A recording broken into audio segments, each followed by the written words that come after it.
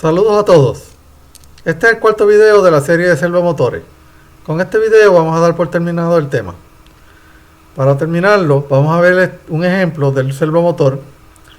En esta ocasión, el motor DC, en lugar de tener la corriente de campo constante, la única diferencia es que va a tener la corriente de la armadura constante.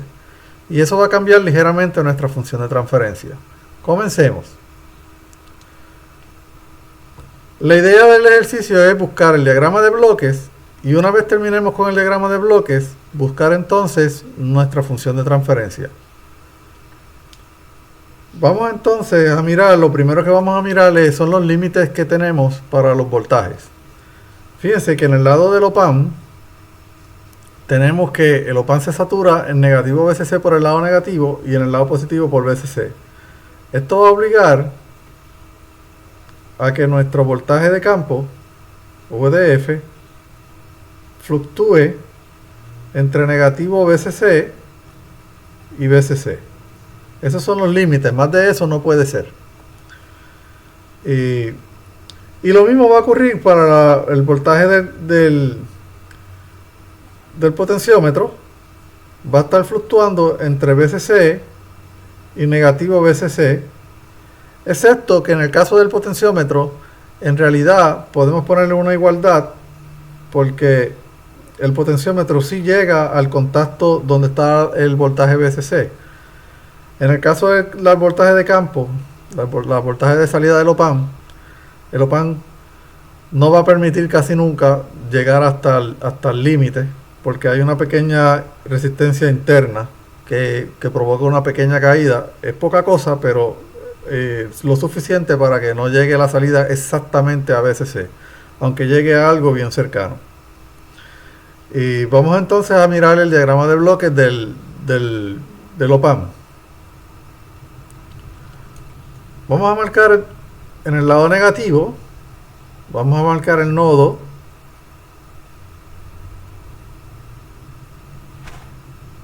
este nodo es el nodo de B-. Vamos a marcar acá también el nodo de B+. Ese es el nodo de B+. Y recordando que en un OPAMP ideal, que estamos más o menos, no vamos a usar el OPAMP ideal, pero algo cercano, esta corriente es 0. Por lo tanto, eso implica que la corriente que pasa por acá es la misma corriente que pasa por allí. Y para todos los fines prácticos, el V+ lo podemos sacar como un divisor de voltaje. Vamos a hacer la anotación. Tenemos aquí entonces V+ va a ser igual al voltaje de referencia, que es el voltaje de entrada, multiplicado por R, la R que va a ground, dividido entre la suma de las dos resistencias, que en este caso son dos resistencias iguales. Pues, como pueden ver, esto significa que el voltaje V+ es la mitad del voltaje de referencia. Del mismo modo, ahora podemos hacer un KCL en el lado del B- y vamos a obtener V- menos VF dividido entre R más V- menos VP dividido entre R es igual a 0.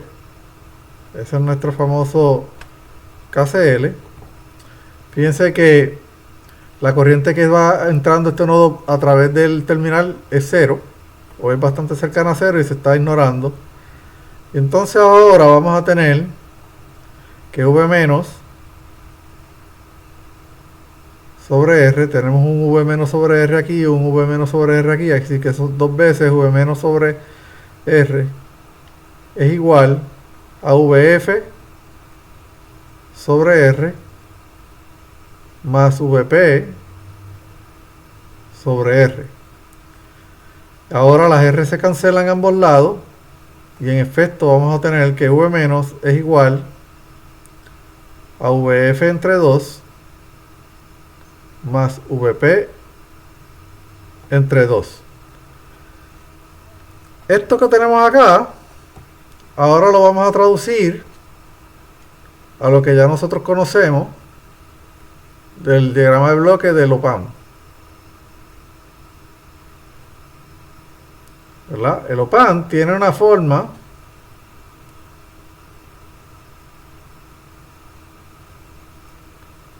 de A sobre S más alfa. Tiene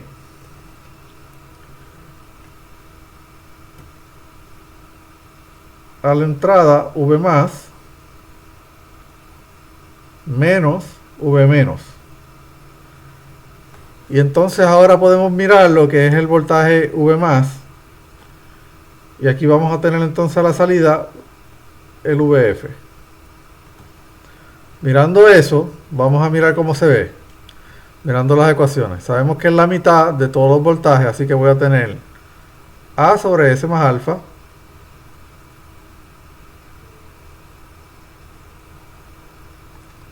la mitad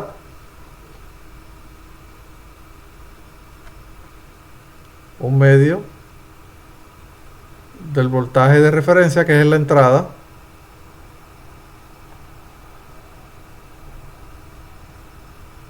y aquí tengo el V más, y a esto le voy a restar la mitad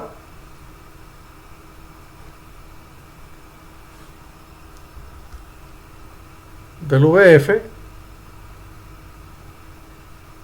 que va a estar retroalimentándose acá,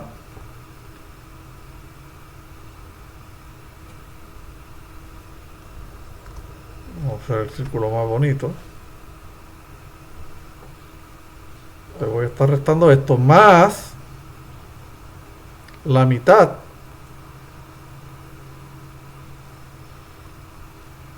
de un voltaje VP.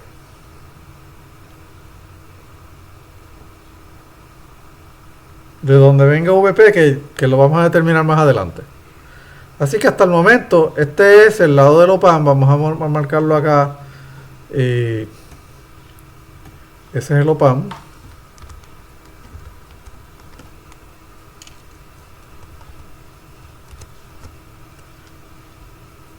Ese es el pequeño OPAM. Vamos a mirarlo aquí. Se me corrió un poco esto. Este es el lado del OPAM. Ok. Bueno, pues vamos entonces a buscar el valor de VP. El voltaje de VP ya sabemos que fluctúa de negativo VCC a VCC. Y vamos entonces a buscar la función de transferencia del potenciómetro. Como ya nosotros sabemos, pues eso va a ser la diferencia de estos dos voltajes, que en este caso es 2 veces VCC, dividido entre el número de vueltas de este potenciómetro. El ejercicio no nos dice, así que vamos a asumir que es una sola vuelta. Ok, vamos a hacer la anotación. Asumimos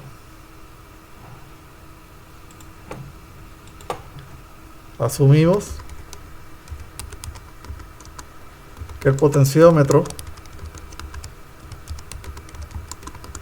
es de una vuelta.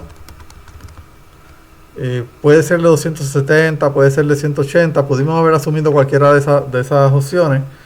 En términos generales, el voltaje va a seguir fluctuando de negativo VCC a VCC.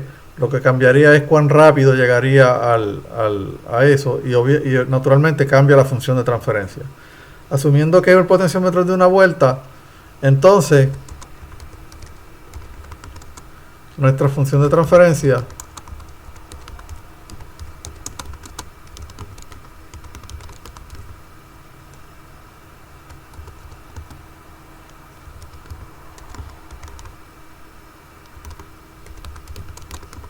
es,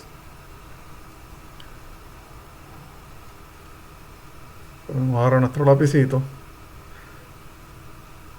2 veces VCC, que es la diferencia de los voltajes, VCC menos negativo VCC, dividido entre 2pi en radianes. El 2 se cancela, esto la función de transferencia va a tener voltaje a la salida y la posición rotacional del potenciómetro. Eso es igual a VCC dividido entre pi. Naturalmente, aquí hay un pequeño detalle que hay que tener en consideración.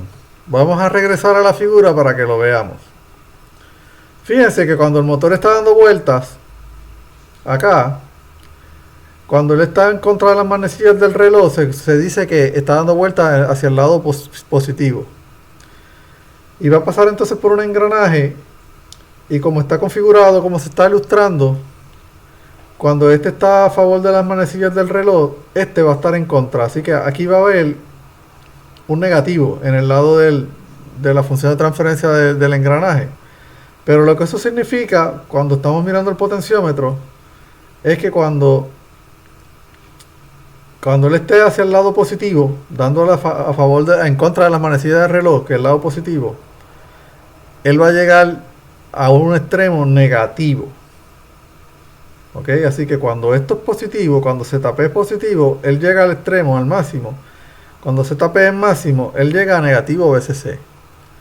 Y cuando él va hacia el lado negativo, hasta que llegue al mínimo, va a terminar en VCC.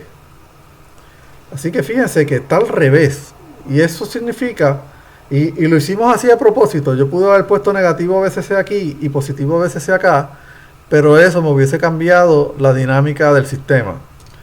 En términos generales, ¿cómo afecta eso a nuestra función de transferencia? Vamos a mirarlo. Pasemos página.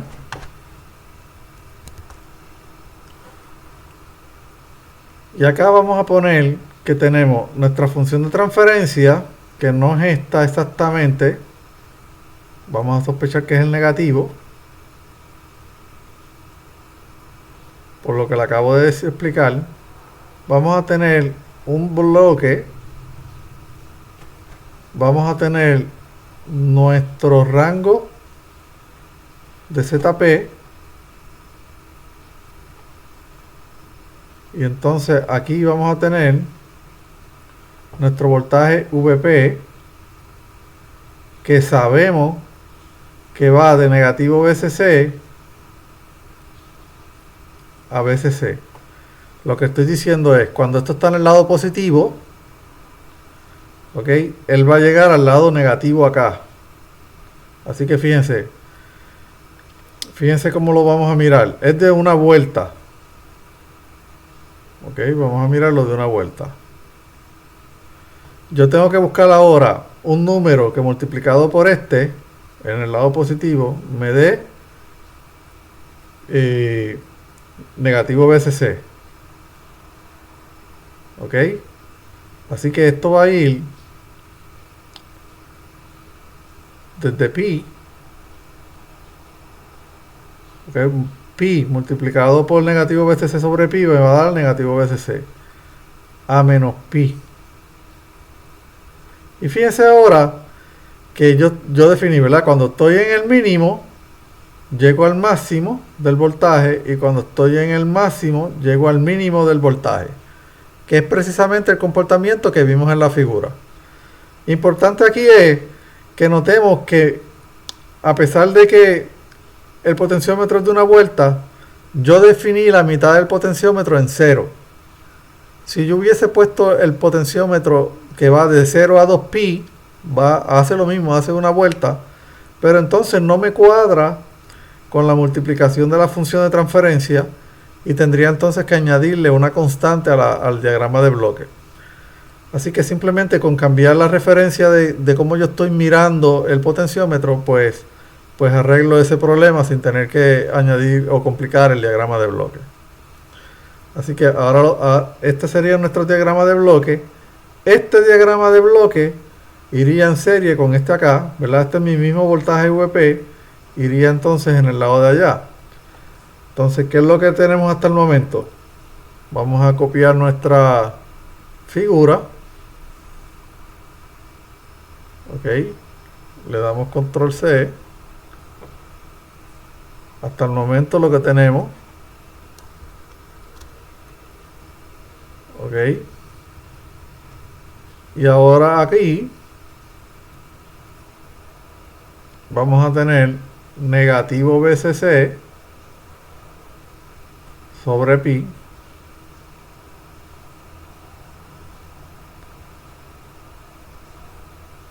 ya tenemos la notación, después la vamos a poner bonito y que se vea elegante. Y aquí entonces tenemos ZP. Ok, necesitamos ZP. ZP, vamos a mirarlo y ya sabemos cómo es que se hace. Tenemos entonces que ZP es la salida de este sistema de engranaje y la entrada entonces sería el ZM. Y es muy fácil, podemos mirar que ZP, acordándonos, ¿verdad?, de lo que hemos aprendido hasta el momento, sabemos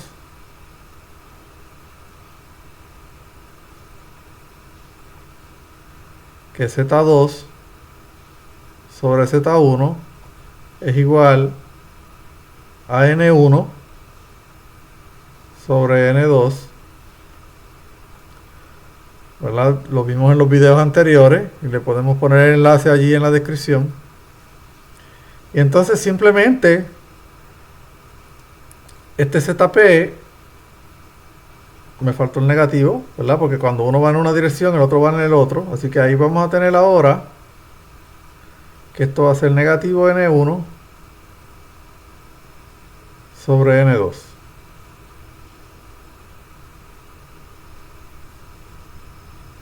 Y esto que tenemos aquí es el ZM. Este ZM es la salida de nuestro motor DC. Ok. Así que fíjense aquí lo que tenemos acá. Tenemos varias alternativas. Todavía no hemos definido la función de transferencia del motor. Vamos a poner aquí el motor y vamos a decir que esta función de transferencia es MDS. Ok, este es el motor DC. Este ZM es precisamente nuestra salida del motor. Así que ahí tengo mi salida. Pero mirando la carga, ok, acá también vamos a tener lo mismo. Tenemos ZC, que es la salida real de nuestro sistema. Ok, así que aquí vamos a tener la misma cosa. Negativo N1 sobre N2, una función de transferencia de un engranaje cuya entrada es ZM, cuya entrada es ZM y cuya salida entonces es ZS. Así que prácticamente fíjense que aquí tenemos nuestro diagrama de bloque tal y como lo estábamos buscando. Lo único que nos falta entonces es buscar la M, la función de transferencia del motor. Para eso, ¿verdad?, vamos a acordarnos que el torque eléctrico va a ser una constante KF por IF. IF en S, acuérdense de eso. Y que en el lado del torque mecánico, ¿verdad?, esto es igual, se asume que es igual. Vamos a tener la aceleración de una inercia. Vamos a ponerla en el lado 1 más B1 multiplicado por la velocidad, que es S del ZM. Esta es la velocidad. Ok, fíjense aquí que este J1 va a depender, vamos a mirar acá, va a depender de esto que tenemos acá, del ZC. ¿Cómo se ve el JC y el BC en este lado del engranaje? Y ya nosotros vimos cómo calcular eso en un video anterior, ¿verdad? Que simplemente era la razón de vueltas al cuadrado. Entonces, en el denominador íbamos a poner el lado de la salida, de lo que tenemos la equivalencia, y el donde estamos mirando va en el numerador. Así que tengo N1 sobre N2 al cuadrado, JC. Y eso es lo que va a ir aquí dentro. Esto es igual a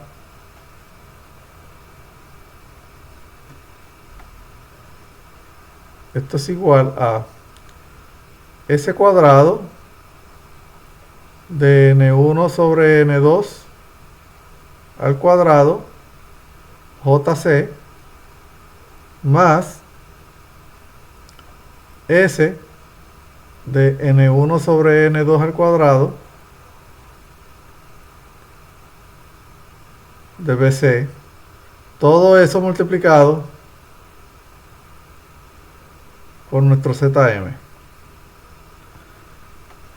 Ok, ahora igualamos, tenemos que buscar el IF en términos del voltaje.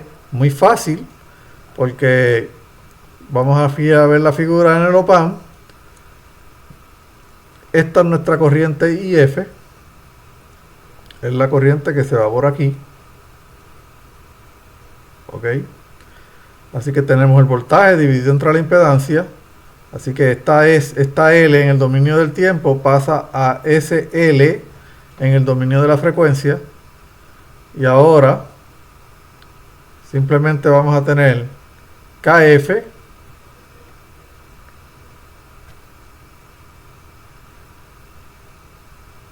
VDF en S, ¿verdad?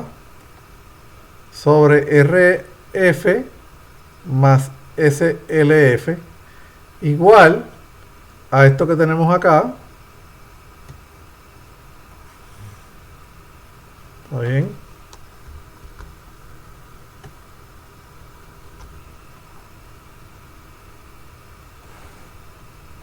Y ahora buscamos nuestra función de transferencia, donde la salida es Zm, y tenemos Zm ds sobre el voltaje Vds igual a esta V pasa al lado de allá y este término completo pasa al lado de acá, así que vamos a tener Kf sobre RDF más SLF. Tenemos ese polo ahí y podemos sacar aquí la S en común y podemos sacar N1 sobre N2 al cuadrado en común. Así que ahí tenemos S N1 sobre N2 al cuadrado en común, y me queda otro polo en SJSE más BC. Esa es mi función de transferencia MDS. Bueno, lo único que me queda entonces es sustituir este valor completo en nuestra función de transferencia en el diagrama de bloque. Perdónenme, vamos a copiarlo. Copiamos esa parte.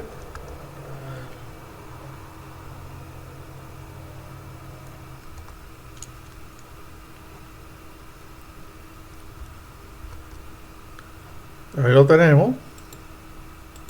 Esto ya no lo vamos a necesitar. Y esta parte aquí la que vamos a reemplazar por lo nuevo. Está bien, vamos a borrar un poquito las líneas para que quepa la ecuación como la queremos. Y entonces ahora escribimos KF. Lo organizamos un poquito mejor para que se vea más bonito. S N1 sobre N2 al cuadrado. Y tenemos ahora SJC más BC. Y me falta el otro término. Vamos a borrar acá un poco. Movemos esto aquí para que quepa todo en un solo lado. Y aquí tenemos nuestro último polo, que es el de RF más SL más SLF. Esto es el último polo.